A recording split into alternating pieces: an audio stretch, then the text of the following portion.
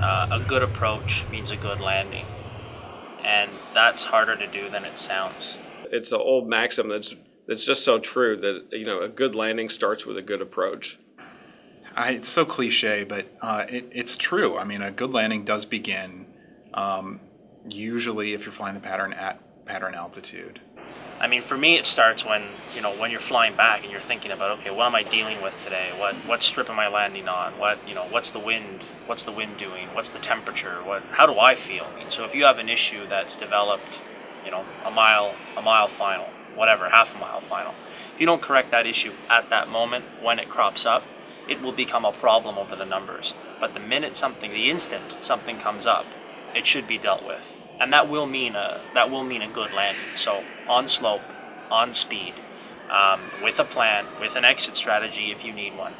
Airline pilots or in airline flying or commercial operations, there's always a pre-landing brief done, and it's quite extensive. Even though we're flying small airplanes, we should have a proper pre-landing brief. And our pre-landing brief is that this will be a normal landing, runway 27. If it doesn't look right on the approach, if something comes out in front of us, or if we're not safely down within the first one-third of the runway, we'll overshoot. And that's our pre-landing brief. So we already have in our minds that if something isn't looking right, we already have it set what we're going to do. And with that said, though, it's amazing how the human brain works, because even though we've got it there and we've set it, it's amazing how we still want to get down and not do it. And I think that's a real challenge in flight training. And I think this is where we have an opportunity to really put out safe pilots, is right from the get-go, get it ingrained and say, you know what, there's no shame in overshooting. There's no shame in going around. If it doesn't look good for any reason, punch the power and give it another shot. There's absolutely no shame in that.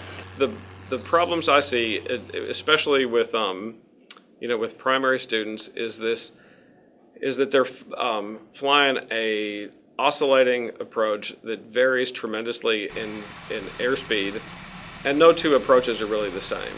One's wildly high, one's frighteningly low. If you're high, you're constantly struggling to make it. If you're low, you're constantly readjusting. And so it's not to say that you can't make great landings out of lousy approaches, but it's that if you want to make consistently good landings, you have to have consistently good approaches.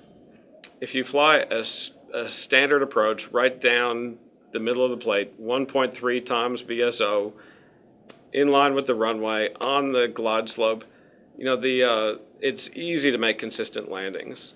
But at the same time, if you're wildly high, if you're slow, if you're fast, there are all these other variables that you're trying to eliminate right at the point of touchdown, your chances of a successful landing are greatly reduced.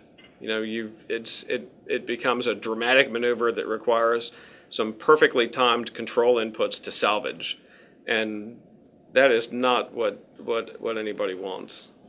A way to help that is to reduce as many of the variables as you possibly can. So that's why we start talking about things like pattern altitudes and why those are important. That's why we talk about putting in flaps at the same time every approach when you're first learning, or setting a power to exactly the same level every time.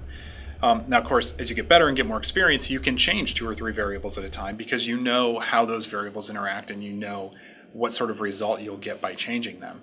But until you learn that, it really helps to only change 1 or 2 things at a time. Good landing should require little drama. But there's no big heroics and there's no great timing. It's just you fly into ground effect, you wipe off the power, and you are at an attitude that is just a regular transition to landing. It should be smooth. It should be pretty dull. It should not be exciting. It should just be a continuation of a series of steps that have begun long ago during the approach phase.